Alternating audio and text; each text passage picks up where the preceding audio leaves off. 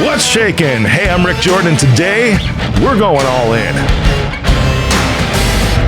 Cool, my man. So we'll just, we'll just, jump right into it, man.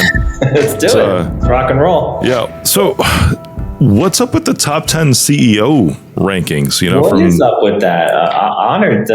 This will be the fourth year in a row. This year closes on the 31st of December, and think of it like an American Idol. There's people that submit you to this pretty credible agency, and then you got to get votes. And obviously, the work that you do adds value and credibility. So all the media that I do, the news releases, building all the companies inside of my private holdings, and then what we're building in the public companies. So honored and humbled that I got a little bit of a spotlight on me. And then it boils down to who I am and my integrity, my ethics, my business acumen that helps keep me in favor and helps keep me being invited back into many rooms over and over again. For sure, brother. That's awesome. I mean, it's not often because I'm the CEO of a public company also, and I discovered that it's a very small knit group. Yeah. There's not many of us that are out there, and I got to ask you, like from one CEO to another, did you ever have an intention, like from the beginning, to be a public company? No. But but that's the fallacy, right? Though it's like everyone thinks it's like, oh yeah, these guys always have it in their minds, like that's the direction that I'm going. I guess so. I mean, some people for sure that I've met, I don't know how they got that from the womb, but for me, I love creating value. Taking over as CEO of DLMI, bringing that value to shareholders and having it being transparent and in real time, that's what excites me, because a lot of the stuff that I've done in my private companies and holdings, you don't know about it, right? And the value is either the top stakeholders or the partnerships that you put together, but to have a wide and growing shareholder base and then them loving what you're doing and holding on to what you're doing. So my goal here is to create the next Berkshire Hathaway Class A stock. That's how I envision having a strong balance sheet and rewarding these shareholders. So it's exciting, and I cherish this moment in my career very much. Yeah, that's incredible, man. I mean, how far into it? I'm curious, because I mean, even with founding the company that I have right now, Reach Out, it was, how long was it? 13 years into its existence that we went public, and I had not a thought in the world about taking it public until about 10 or 11 years in. Yeah, for us, it's the trajectory of my journey. So I took over this one that's been in existence since 1954. Just the way that it was structured, very low float, very controlled. A lot of these companies have billions of shares out there. You don't know who has them, and they're just constantly dumping. This was a unique structure and vehicle that really mimicked what I was doing in my private career. So to answer your question very longly, it's been a public company since 1954, but what we're doing now, the value that we're creating is kind of the heights it's ever seen in its history. Well, that's cool. So how did you get involved in the pubco then? Because I mean, I reverse merged. Like we took the private company and then went public. You're saying that your company was in existence since 1954, or probably before then, but was public since 1954? Correct. Yeah, the Salt Lake City. So I don't know if you've experienced this in your career, but I've always been pitched these, garbage public vehicles that are just pump and dump, right? You see these things all the time. They can't get out of their own way, and they're just marketing machines to take advantage of people. When I got introduced to this one and saw how it was structured and the vision of its owner, Michael Reynolds, who kept this thing alive, him and I aligned. He's 79 years old. He thinks old school. Balance sheets, you want to be in business, you need revenues, you want to stay in business, you need to be profitable, dividend distribution. How do you create value? So why I love the public vehicle is you have that capability of valuable paper, right, that people may or may not want. And you can really help fuel the growth of companies, acquiring companies, merging with companies when you have that liquid paper or that valuable paper or perceived value paper. So for what I've always done in my career in identifying maybe distressed assets or companies that needed a little help, a little guidance, or an introduction here or there, you can take something from zero to hero if you have the right network and the right strategy and the right team. And now doing that here with DLMI is really putting that on steroids because you have that direct to market response on the deals that you make or the opportunities that you create. That's cool. So did you do the same thing as I did, a reverse merge? You took one of your private companies and went into it? Just took over the company as CEO. We changed the entire structure and vision of the company. So the structure here is an old school GE model. So DLMI will be the parent umbrella, our equity holders or our stockholders. Yeah. Underneath that are industry-agnostic subsidiaries or assets that we've identified that we want to bring inside of the umbrella. And then what's made us famous in the market is my work over the last 10 years in things like regulated digital assets or security tokens and implementing that into our business model. So I do believe we created the future model of all public companies of how you grow and build these companies or these assets and how you pipe in a regulated security token to help fuel the growth of these companies. Yeah, so the subs then, because I mean, you've got the umbrella, right, which is DLMI, and then the subs underneath that, you're saying they're industry agnostic, so they really don't have anything to do with each other when you go out and grab them?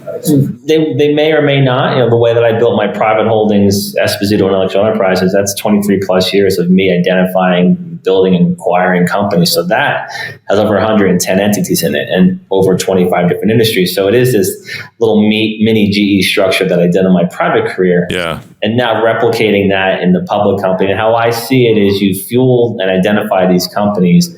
Our board is ridiculous. These are icons in different industries that are supporting my vision and what we're doing here. So we have access to all these different great industries.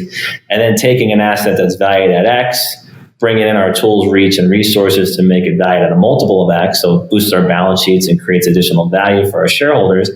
And then our strategy is, okay, now we have this model. Let's invite in a licensed and regulated way international investors that have always identified or seen public companies or they've seen assets that they want to own, but they never had a chance to. So with that security token component, that blockchain component, we allow new ways of liquidity and creating more assets and more cash value to our balance sheet or to those companies.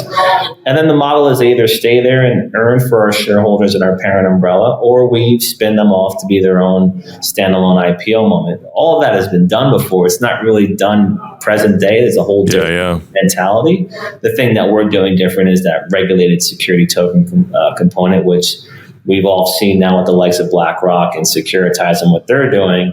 This is work that I've been focused on over the last 10 years and now including it into the DLMI business model. Yeah. When did you take over the Pubco? How long ago? August of 2023. Okay, yeah, so just a little over a year. I thought it was recent for sure. Yeah. Yeah, and if it's anything like me, I mean, because the public vehicle I used to do what I did, similar scenario, right? Like old brand, Youngling's Ice Cream Corporation. Very cool. Over 100 years old at this point. Of course, the symbol and the symbol change and the name change are in progress with FINRA. And, it's been paused while we get some of our reverse merger filings in place, which has been just a freaking nightmare. This last year, dude, has been just a stupid storm in the auditing industry and everything else that goes along with that. But it's so intriguing because taking these brands that have been decades old and then doing something really cool with them. Yeah. I mean, it's like an ice cream company becomes a cybersecurity company. It's like a company from 1954 gets involved in blockchain. Yeah. It's so cool how these things can morph. But it's a lot of individuals don't even understand. When you look at Google, right, or you look at Nest.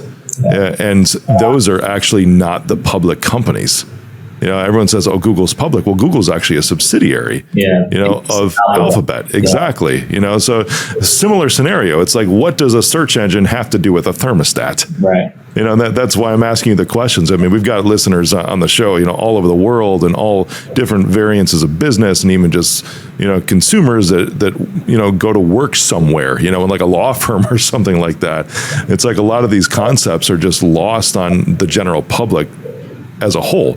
So if somebody's looking to get invested into DLMI, or into right now it's YCRM, understanding that might not exactly be, that's just the parents that's up there, and you look at from your perspective, it's like you have something that's a little bit more unique, but more than what I have, but also somewhat similar to even Alphabet, how Alphabet has all of these different subsidiaries that do what it is. Sonos. It's a great comparison, man. That's yeah, for sure. You bet.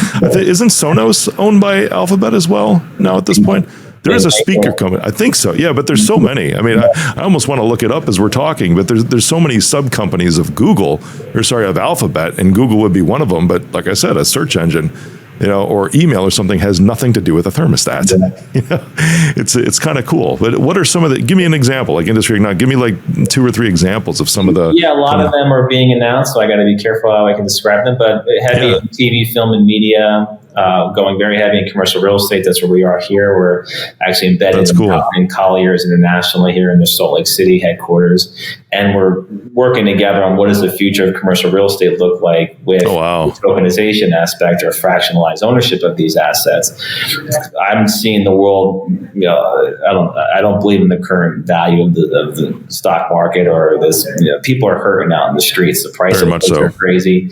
So I'm out there working in the trenches every day for my entire career. So I know what's happening in the world. I see for rent signs in very highly trafficked areas. Yeah. I see building vacancies mimicking what they were in 2007, and understanding in a few years' time, there's $7 trillion of commercial paper that's maturing in the U.S. alone.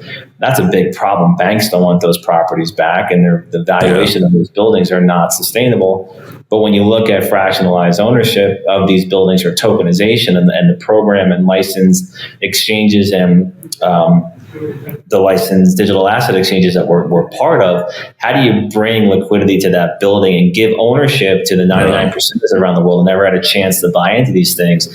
That's what we're really excited about. And then we're going to be repeating this entire model across all the industries that I have experience in, and then across all the industries that are advisors that are supporting us that have tremendous successful experience in. That's really cool. Yeah. While you're giving us that different outlook on really what your public company has for the subsidiaries, I was taking a look here. Waze is another subsidiary of Google. It's a navigation platform, right? That's been around forever. So, and the one that surprised me, it wasn't Sonos, but the one that really surprised me when I took a look at this, because there's lots of them, right? But Fitbit is one. The fitness. They can take every bit of data from you that they can find. and you know what? That's a good point, man, because that's kind of the common thread. Right. If you take a look at a lot of Google's or Alphabet's subsidiaries, the common thread across the board is really the gathering of data. Yep. And exploiting that data. One could say that. Yeah, absolutely. So if you had to identify, do you have a common thread across, even though they're industry agnostic, but is there a common thread or even a common purpose that you could identify across all the different companies? Yeah, it's bringing more efficiencies and higher margins to these companies, and then taking and identifying assets that we feel are undervalued and putting it into our program and creating or unlocking additional value. So that's the common thread. There's a humanitarian play here where we want to allow access to create wealth for households that never had a chance to buy into it. And the reality is, if you got a good Morgan Stanley account, Merrill Lynch, Goldman Sachs account, your broker will call you one day and say, I have an IPO loan for you to make even more money. But everybody's phone is not ringing with that opportunity. So we want to bring education to the global on how do you get involved in buying into businesses or assets or real world assets? How do you do it legally and correctly with regulatory? And how do you create some additional income or wealth into a household that never had that opportunity? That's how you help people feel better about themselves, feel stronger about themselves, and have more confidence. And we believe if people have that, and we could be a small component of that, the world can ultimately start to domino and become a more positive and more pleasurable space. People are living in fear and anxiety and uncertainties. It doesn't matter. Every day you go on your phone, you look online, and you're going to be hit with something that's going to freak you out or scare you. It's hard to perform and feel good about yourself in that environment. But if you can have some sort of financial security or a chance to create financial security, then you have a chance to be a better person and kind of get yourself out of a situation that you may have been born into. Yeah, well, that's a good route to go, man. Let's steer the conversation that direction, because it's I can't remember who I was talking to the other day, but I was talking about this, and they were actually rather surprised, because here I am, the CEO of a public company, and I think they were talking about donating some things to a local church, or going out to buy some gifts to donate to a church. It was like a giving tree program. And when you're talking about philanthropy, that way, some kids in the church could have Christmas in essence, right? Because sometimes Christmas is related to the traditional gift giving, getting together with family. And I said, oh yeah, I remember that because when I was young, I was a recipient of those things. I remember it was like 2 or 3 years in a row where, there was no money within my family growing up to be able to even buy Christmas gifts. And the church that we were a part of would bring Christmas gifts to us. Oh, nice. It's phenomenal. And it was, I wish I remember who I was talking to, but they're like, that was you? Like that happened? I'm like, oh my gosh, it's like growing up. It's like my dad sold term life insurance in the ghetto.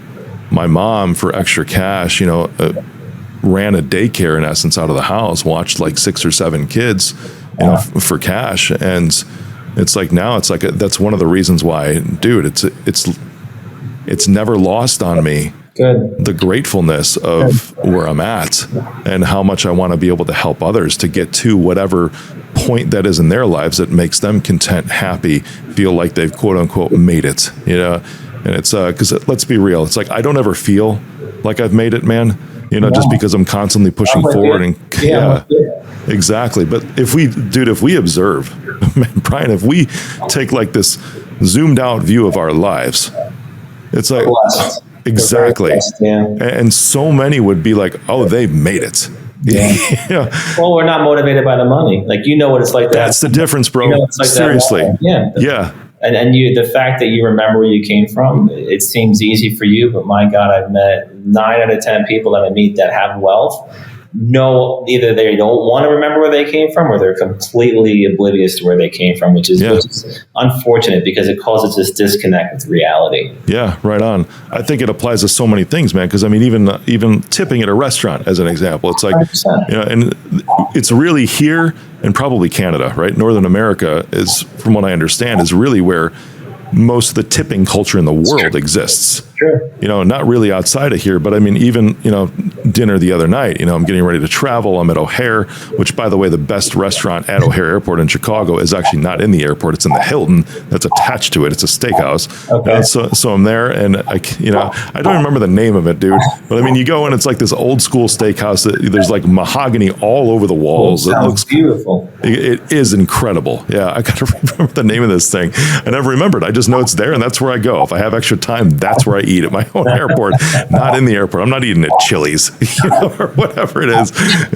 So much sodium, whatever it is. Man, but when I'm there, it's like I go to fill it out, and it's like, especially this time of year, brother. It's like seriously around the holidays, and it's like I am going extra. If it's 30%, 40%, and then I'll get a notification from my credit card company. Capital One's really good. Yeah. Exactly. Yeah. It's like because the tip actually goes into them separately. Like, did you mean to tip 40%? Like I get those notifications. I'm like, yeah, I actually did. Because but that's the generosity, of course, as well. When you come from not much. Yeah. And it's like you hit it head on in the midst of my rant. Is that it's not about the money. No. Of course, we're going to make money.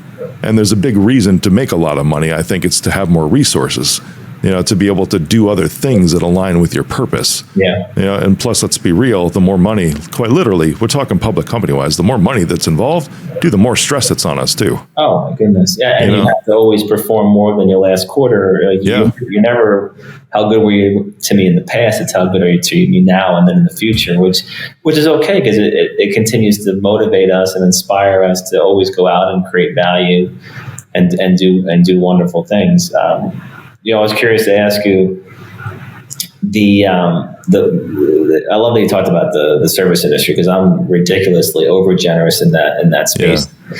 In 2016, a drunk driver hit me in a car accident in Nashville and was a domino effect for me to losing everything and having to rebuild my entire little empire to where I am today. But even during those times when I had nothing, it's just in your DNA, right? I still wanted to help people. I still wanted to give more than I had. And what maybe you can relate to this. When people ask me like what I want, if it's my birthday or Christmas, there's nothing that I want, not in an obnoxious way, like I have everything, because I had nothing and I've been through this journey like you have. Yeah. It's not important to me. I don't need a collection of watches or a collection of cars or these tokens of my success. I'd rather just go out there and bust my ass and keep evolving and do everything I can to help warranted people. That's the key. Dude, help totally. Warranted people, not the wrong people, because that just creates more chaos and noise for your life. No joke.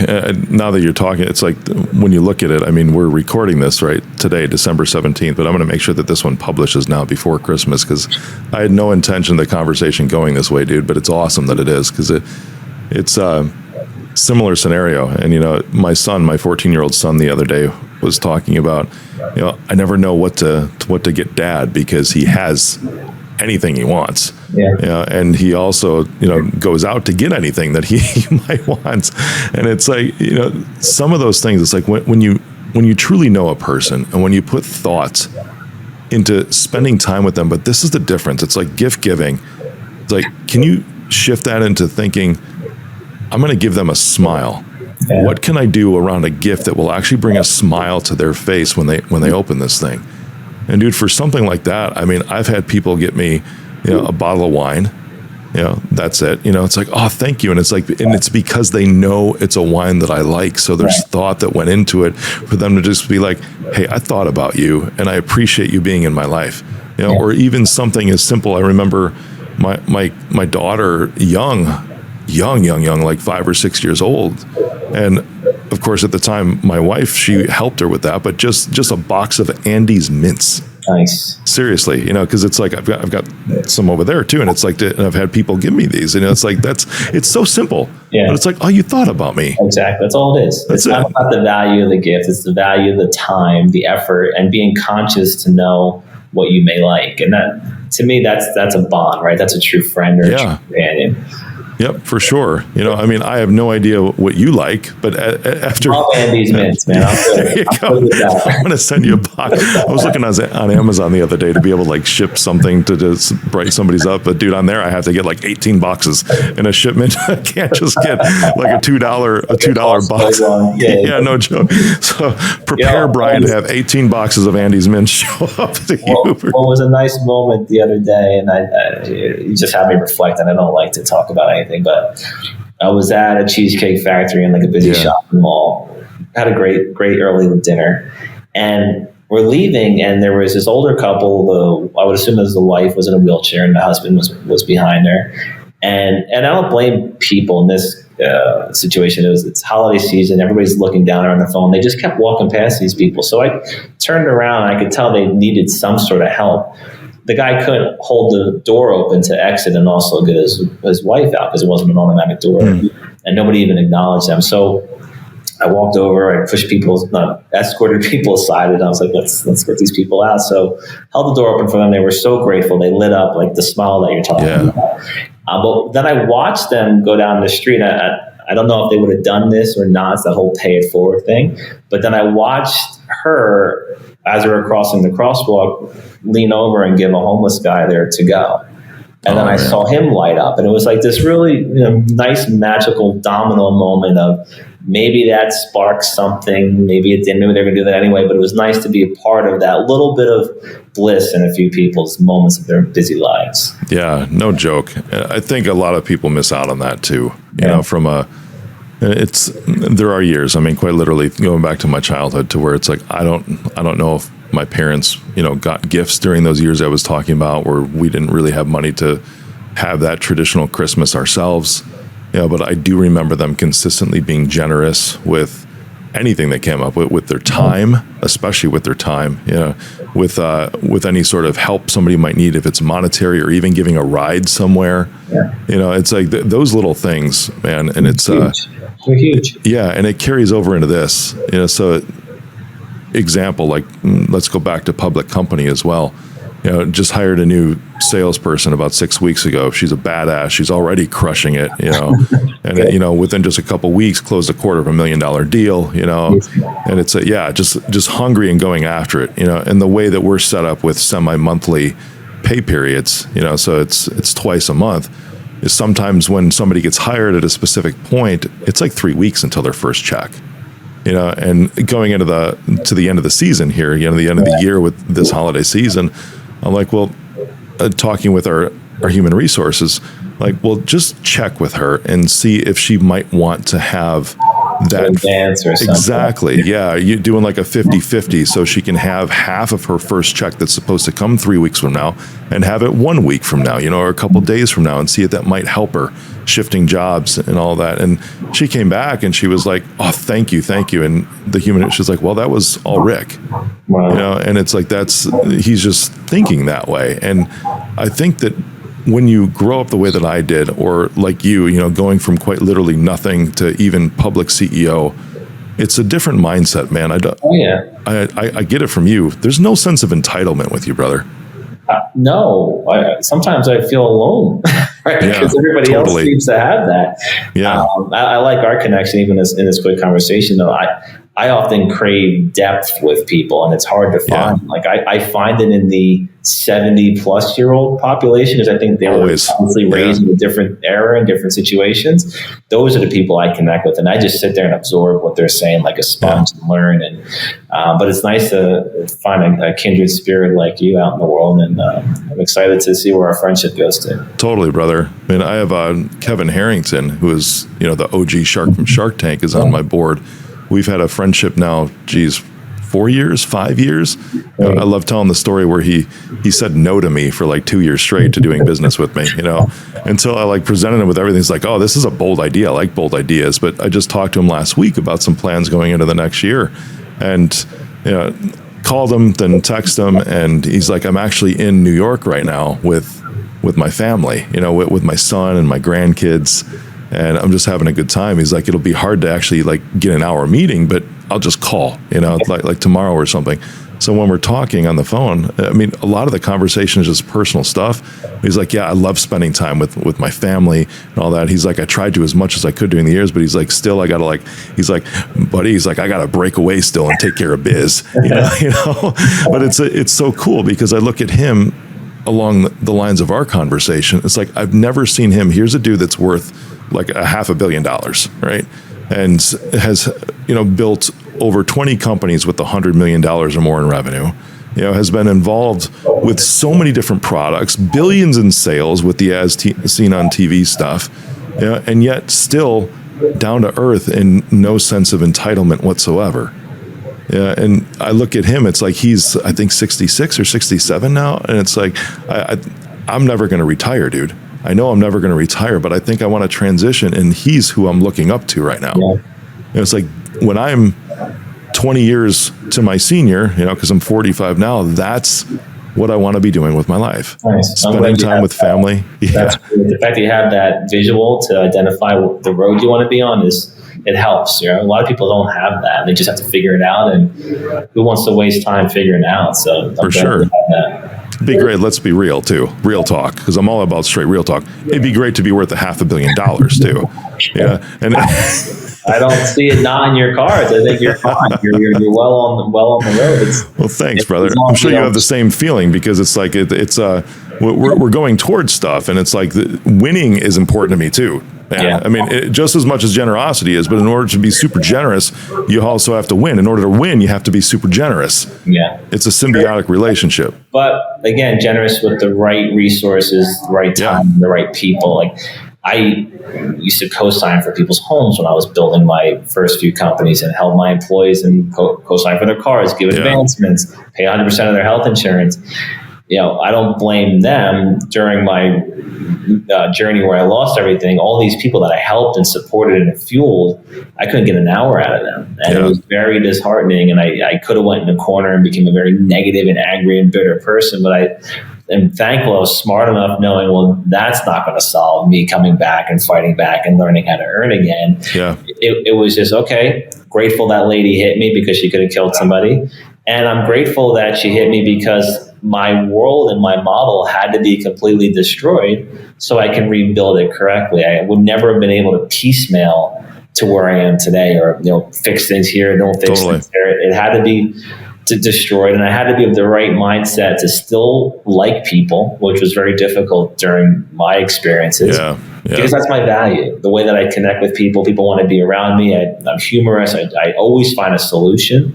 That was one of my biggest values, why I got invited into crazy rooms, because I used to laugh, if you're calling me to help you, then you really are screwed. But the reality was the way that I think and the way that I strategize is very unique. And that's a very big value. So I use that to help me rebuild and create this amazing arsenal of talent like you have around you. And you only get that if you're a good, decent person. Now, you can fake it a little bit and screw people here and there, and you can get some support of high levels, but that's not sustainable. Yeah. The fact that you have these icons around you is a testament to you as who you are as a person, your soul, your integrity, your business acumen, and you're going to surpass these people, and they're going to be happy for you when you do, because you're surrounding yourself with the right people. Well, thank you, brother. I'm sure you are too, my man. And it's I think so. Yeah. I mean, I think the numbers are every 1,000 people I meet, there's one decent one. So that's the model. You track that for real? It's pretty close. That's interesting. I've never tracked that. I mean, we talk about data points earlier, dude. Like that's an interesting data point. How do you measure that? I'm not judging. I should rephrase it. I always say it because out of emotion, they're not right for me. Right? They're good or bad people. I'm not here judging anybody, but what's right for me, I need to make sure I always align with ethics, integrity. I need people to have empathy, like from what you've been through. You understand empathy. You're over tipping on waitress and waiters. You're out there helping people because of what you've been through. If I don't sense that from somebody, I don't care if we can make $1 billion together, I will not spend a single second of my time. I'm with you. Yep. It's a good juxtaposition you're talking about here too, because as you were talking about literally everything you just said, I start to think it's like there is a group who would be listening to this or seeing this, if this is on social, if this is a clip that we share, to where it's like, oh, look at these guys, the public CEOs talking about, being able to give money to other people. And it's like, look at them. It's like, what are they doing this for a badge of honor? Are they doing this, to boast about what they're doing? And it's like, no, it's like, all of this is like people that give anonymously. I think there's times for that, and this is my view on anonymous giving versus actually talking about it, which is what we're doing right now. I think if you talk about it, it can encourage other people to do the same thing. Because we can nudge those who might be a little bit on the fence to where it's like, you just gave 20%. Anybody listening right now or watching, right? You just gave 20%. What if you bumped it up to 25 just for the next month? Because people eat out all the time. Life, but it changes and impacts greatly the lives of others. Right on. I mean, there's times, dude, to where it's like a server will come back, going back to the service, and just be like, I just wanted to tell you thank you. I'll because I know that industry very well, hospitality, F&B. I will sit there and I will take time to do the guest surveys, because it really impacts them. And I'll make sure to get the waiter or waitress's name. I'm a little bit crazy. I'll connect with the CEO of a company that I may not be connected with, and I will give them an entire paragraph of how great that person is and keep an eye out on them. They're a rock star.